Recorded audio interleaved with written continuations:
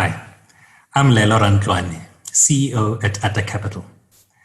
Atta Capital is a private equity fund manager whose funds invest in businesses that build and transform economies. Welcome to an inaugural discussion in a series titled Business Interrupted: Navigating Disruption in an Uncertain World. We'll tackle this topic from 4 different perspectives. 1, from the eyes of our investors, from whom we seek to generate sustained returns while delivering on the transformation imperative of our country.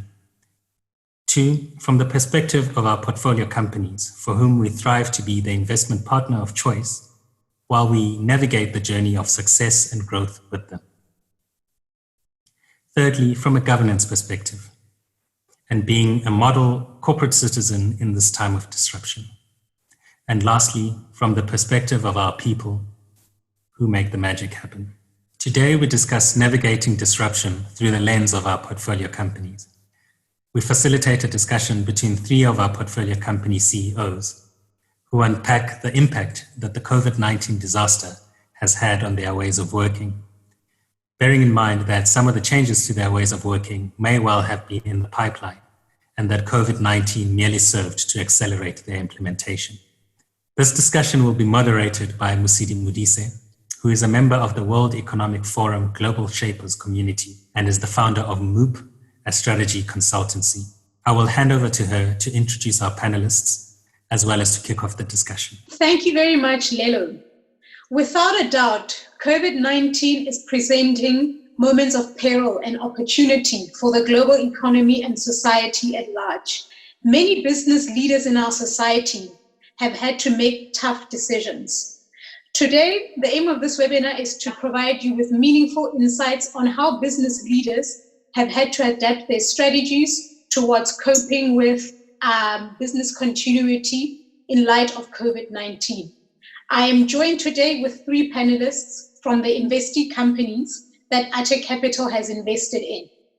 I will welcome into this webinar Mr. Mthoko Mbata, who is the CEO of SLG, a distributor of clean alternate energy to industrial and commercial businesses.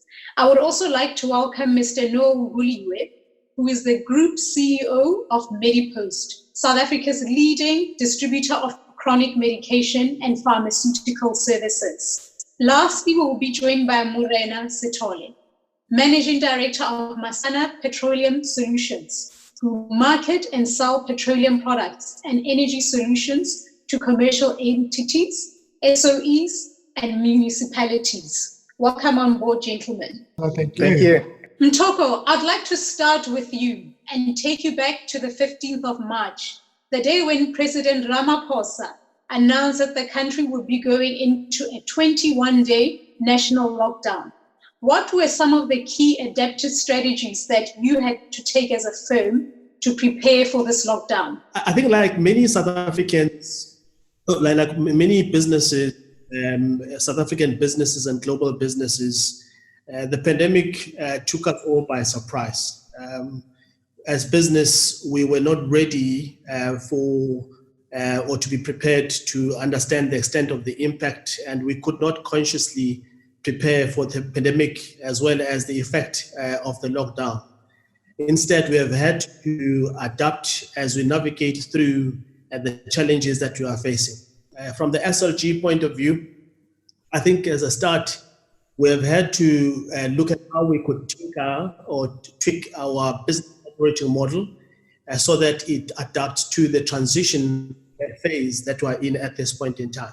I think the second element that is actually quite important, we've had to ensure that as a business, we position our brand in such a way that we are not seen as a company that is self-serving. So during this time, desperate times, I think it's easy for businesses to take advantage, and we've seen what has been reported in the media, take advantage of the situation and trying to capitalize on the weaknesses that we are facing basically as a country or globally. So we've had to really participate in areas where we thought that it will allay concerns or burden from people in general, either by providing donations in the form of supplying gas that will generate or that will produce sanitizers that are much needed, but without basically pushing the agenda of brand positioning, because if we do that, sometimes people tend to disregard the good effort that you put in, but focus on the negative, that you are taking advantage basically of the vulnerable situation that we find ourselves in as a country. Now, I'm sure many of you, our fellow panelists, have had to make decisions in an agile manner in order to cope with this new norm, as Mthoko has framed it.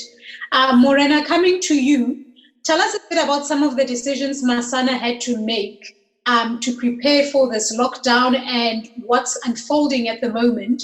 And most importantly, were these decisions made at a micro level or at board level? So from a Masana perspective, the approach we had to take, certainly I'll say at a micro level, there was a recognition that we do not have the luxury of time to get the board to be involved in some of the key decisions that we had to make and make very quickly. But maybe just linking up to what Mthoko has highlighted, your company values, I think this has been a period that has tested a few of them, and we used one of our company values, to gear us up into action. And the first one is around safety. And after that, of course, to Mthoko's point, there was a lot of, say, maybe lack of trust, around virtual working.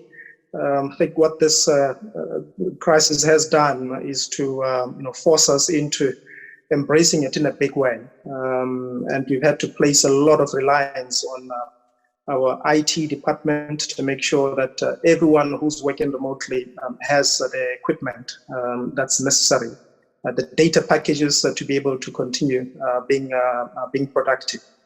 And then it's only, I think, when we had the board meeting on it was around the 19th of March, that I had used that as an opportunity to brief them on the measures that we have taken, but of course on a daily, having to keep the board chairman updated, because he was having a lot of interest on the measures that we are taking to protect our employees and our business.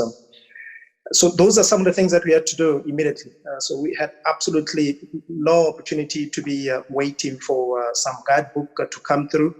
Subsequent to that, we have now established a board committee that meets once a week. And the objective there, it is for them to provide guidance, because a few of them will be exposed to different companies, their response plans. So as a lesson there, certainly for myself, it's been, faster decisions will never be perfect, at least not all the time. But actually moving with speed can be a game changer, particularly when you are dealing with an unknown. So those are just some of the remarks, but certainly at a micro level, and we use that as a way to test, because sometimes we talk about these concepts, agility, emerging solutions development to challenges. So I think we've now been in a real testing environment, and we'll be looking to have these as part of the way of doing business as we embrace the new normal that we'll be getting into shortly. Thank you. Now coming to you, Noel, your business is essentially classified as an essential services business. I'm sure you also had to go under the same deal of pressure to meet the needs and demands in the healthcare space. How have you had to kind of manage and adapt your strategy to meet these demands? You're quite right. I think we have had to consider increased demand that we're seeing from the market. I think our sector is relatively fortunate in that, unlike other sectors who have seen almost a complete disappearance of custom, we've seen quite a healthy increase in business. I think context is important here.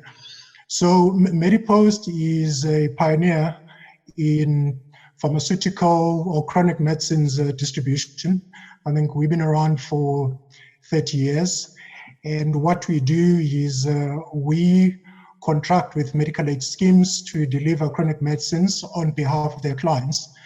On any month, we deliver anything up to 400,000 patient parcels right around the country.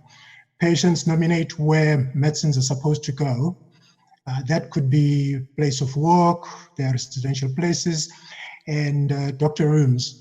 As a consequence, there is a fair amount of coordination to make sure that patients get their stock. But as I said, in March, where soon before or just after the announcement of the lockdown, we saw a spike in volumes. And those volumes came from existing patients. You respond quite quickly. You make sure that you're carrying sufficient stock. So like any other operations business, we've got ceilings of stock holding that we have, but we had to ramp up pretty quickly and increase stock that we're holding in the business so that we can satisfy customer demand. Now that has a lot of downstream impacts. And here I'm talking about orders from suppliers and their importation of products that come from overseas. But we also saw new patients coming onto the system. These are obviously elderly patients and healthy young patients who were concerned about going into pharmacies because they didn't want to be infected or be exposed to others who are infected by COVID. Now, those volumes we could not have foreseen. So it meant that we needed to be quite quick. As my fellow panelists have said, these decisions, you don't refer up to board. These are decisions that are taken on the fly. Critical to us has been an area of patient communication.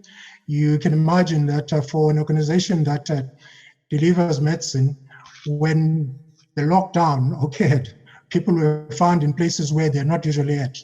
So we were faced with a deluge of volume of calls with patients wanting to tell us where to deliver their medicines. So we quickly had to ramp up communications, and communication on email, communication on SMS, communication on WhatsApp. And up to until now, it's been relatively good, although there have been one or two areas where patients we have had to re-ship their medicines because they've not been able to get their medicines on time. So the question obviously is this flash in the pan windfall? Does it require increased resources to make sure that we optimize it going forward? I think it's still early to say. We only month one, yes, we've seen improved volumes. Month two looks like there is increased volumes, but we've been pretty careful in not committing huge resources. So we're dealing with overtime, making sure that we stay to service level agreements and we keep new patients or new customers that have want to purchase from our business. So I think it's true to say that this has been unprecedented, and one has not had the luxury of time to put in place measures to make sure that you consummate this business as efficient as one would like to do. So we have had to learn to make decisions on the fly, and touch wood, up to until now, we've done relatively well. But in my view, it's early days. I'd like to zone in a little bit more around how you as leaders are managing to lead and deal with the changes that are probably occurring in your workplaces, as well as the impact it has on your employees. Morena, coming to you, does your company have initiatives in place to support employees from a well-being perspective? So with that, what we did was to define what we called the 3 super priorities that were sitting on top of what the original enterprise priorities and the scorecard were. So the first one was protecting the well-being and health of our employees, both physically and mentally, and I'll come back to that shortly. And the second one was, protecting the health and well-being of our business. It talks about, the bottom line. And the third one was playing our role as a corporate citizen, to contribute where we can. I think to the point that was made earlier, without being seen to be extracting any, brand or marketing mileage out of it, but truly from a a perspective of making the right social impact at a time of need. Toko and Noel, have you got anything also to add around your company initiatives and strategies to support employee well-being in your environments? From our side, Mesidi, bulk of it has been to make sure that we keep them healthy. Secondly, we've also had to provide the means of them to get to work. As you know, that public transport has not been running as well. And I've given you earlier an indication of the operation challenges that we faced. But we wanted to make sure that we get our employees to work on time and harm-free, as it were. So we took the responsibility of paying for their transport to work. So those are some of the things that we've done. I think one thing that we have sort of picked up is that whilst we may push for results, and I like the point that Morana highlighted, that we may push for results, but the element of empathy has become quite critical. Staff members, they appreciate if they see that management cares truly for their well-being, whether they are checking calls that are done, and more importantly, checking calls that are not about discussing the business, but just checking how people are doing. And from those interactions, we'd find that individuals have been able to share a lot in respect of what they're going through personally and what some of their relatives are going through during this course of the pandemic. What I have also realized is that employees want certainty around the fact that we still are running a tight ship. With everything that is going on, businesses being disrupted, ecosystem being disrupted, employees are always keen to know whether are we going to have a business post COVID-19. And I think always and consistently communicating the vision of the business, communicating the priorities of the business is quite key and important, and always communicating with employees as to where the business is at this point in time, somewhat allay concerns and fears and some of the anxieties that may exist. Lelo, what are some of your takeaways from this discussion around the importance of employee well-being in the time of such a pandemic like COVID-19? I think what you mentioned around empathy is that I suspect that a lot of companies will start taking their employee value propositions very seriously. I do know, obviously, being involved in the 3 companies, that is something that has been in existence with these companies before. The bottom line, though, is that if you're going to rely on people and hold them accountable for results, you need to make sure that they're at their best to be able to do so. And some of the things mentioned, obviously, health and safety of those employees, including mental health and stress, which is often overlooked. I think information is key, and communication on a continuous basis is key to ensure the alignment of staff and avoid corridor talk. And I think most importantly is understanding the vulnerabilities and concerns that your staff might have. I mean, take nothing for granted, be it the ability to connect from home, be it the ability to get to work, transport.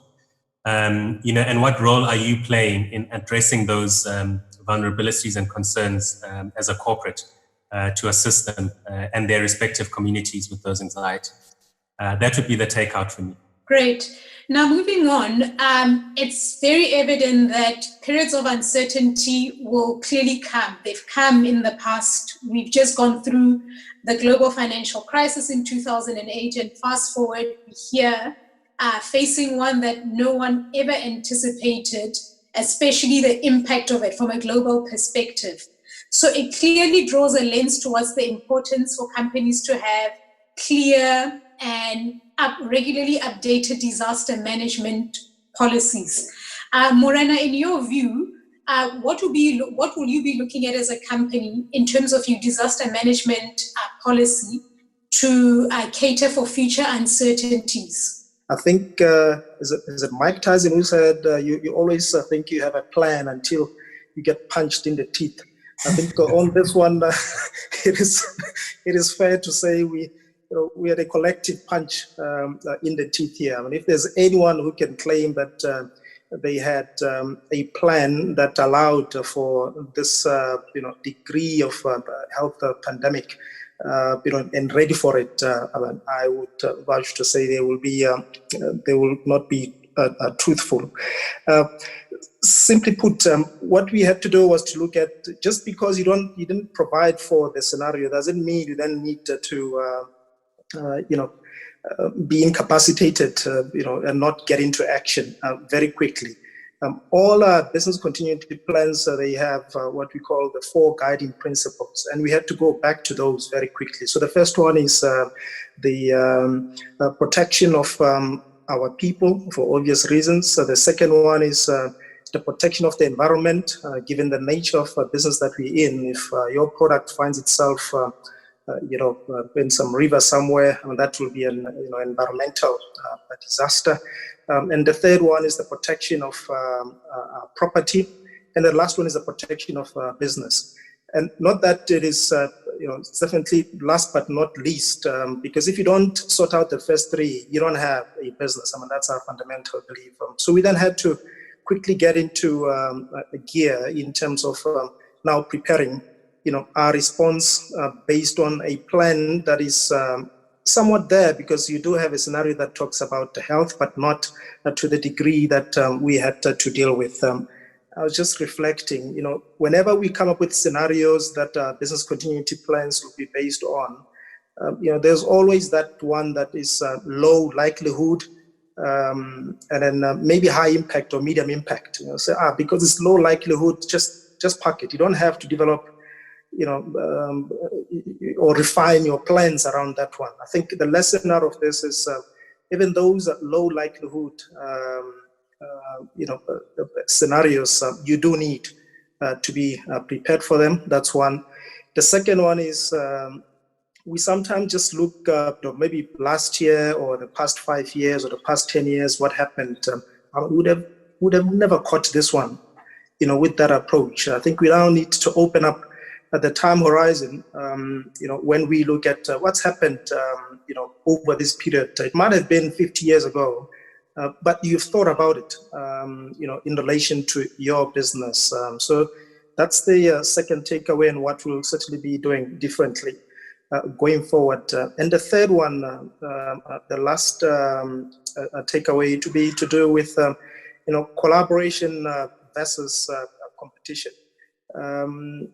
We learned through this process that if you are the only person that's looking at your business continuity plan, and the person who gives you the guidance is an industry person, that we might be missing something, and we may not be in a position to learn from what others are identifying as potential scenarios, and to what extent could those have an impact on our business.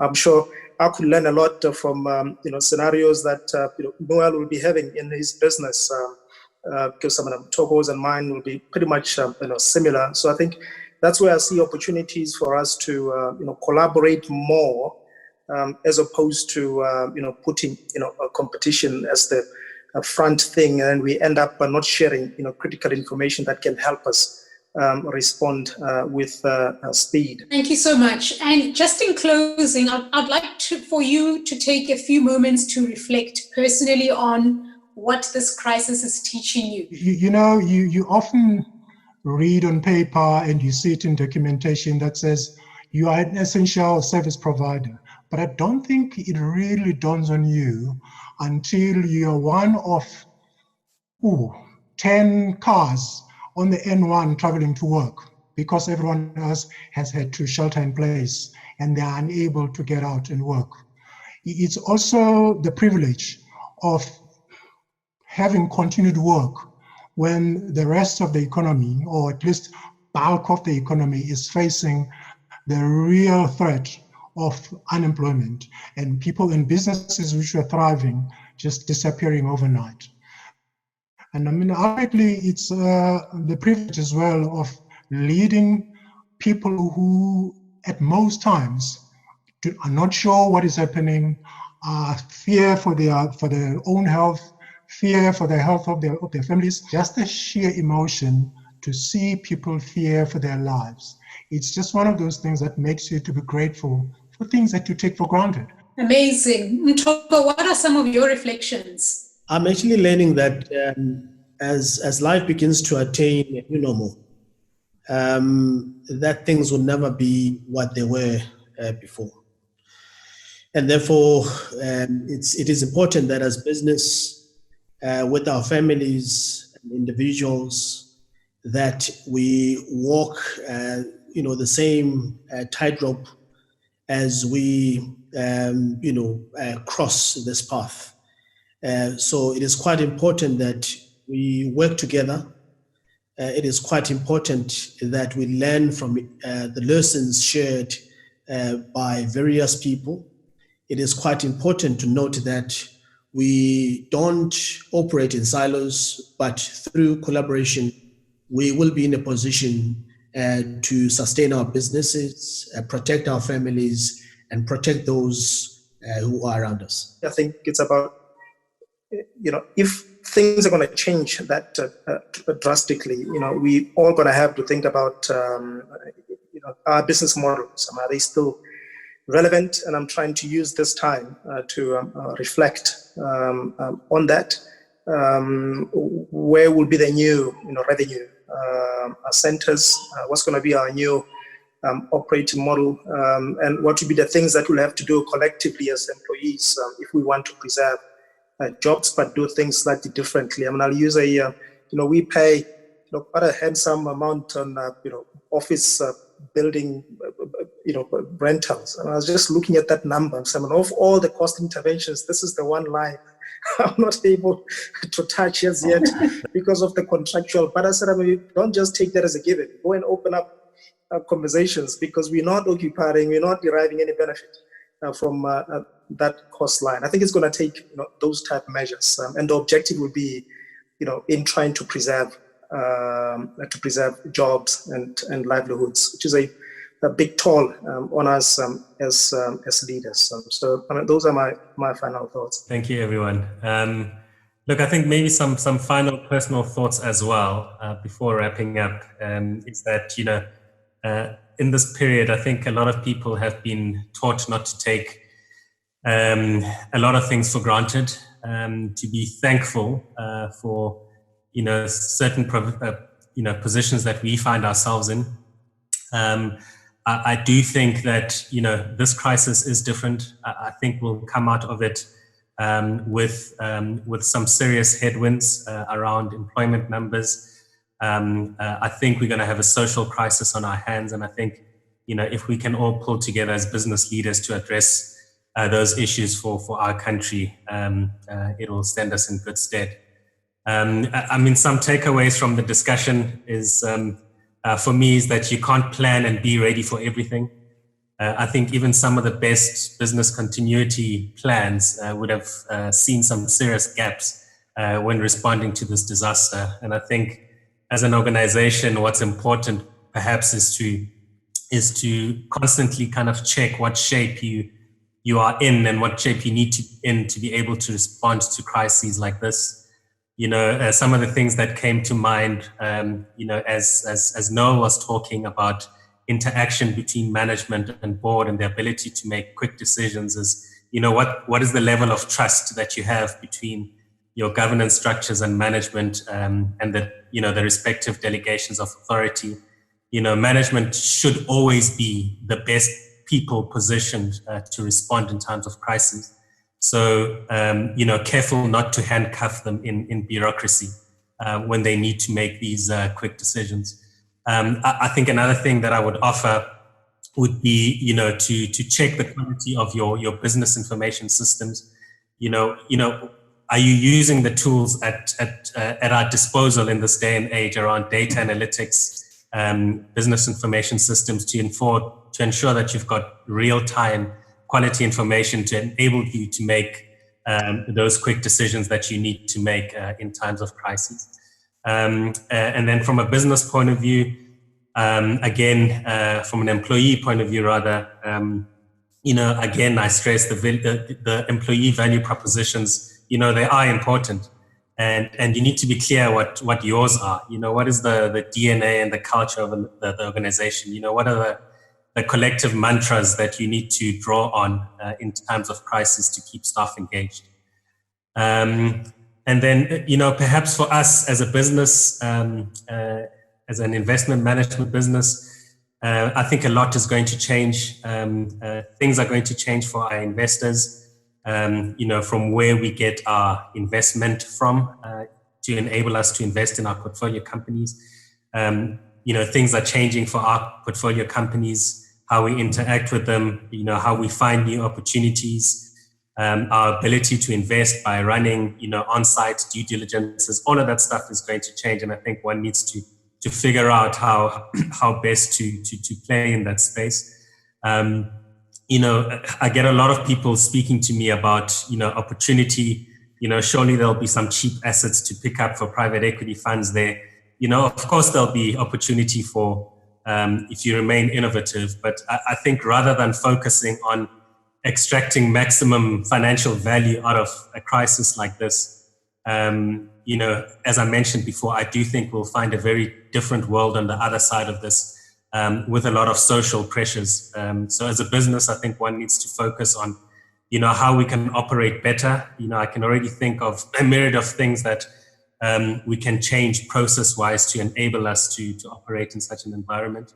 You need to be asking questions like, how do we serve our portfolio companies better and be better partners to them? Understanding what drives, for instance, our investors' asset allocations as a result of this crisis. So I do think lots of work to be done. And generally, how can we be better corporate citizens in the future for a society which I think is in need? So with that, I'd like to thank our fellow panelists for taking time out to engage with us on this topic. And I think, as Morena mentioned, the ability to learn from other companies, even though they might be in different industries and might have different challenges, I think there's power in being able to remove yourself from your respective companies and be able to engage with other CEOs. I think it doesn't have to be lonely at the top, as they say. I think there are sort of things that are unique for you as a CEO in your respective company. But I would offer that, those things don't need to be unique across a portfolio of companies. So, please do engage with us. We hope we can foster relationships across the different companies, and that you guys can continue to engage with us and each other to be able to find solutions to some of the challenges that you might be facing. So with that, thank you very much again for your time. Thank you so much. Thank you.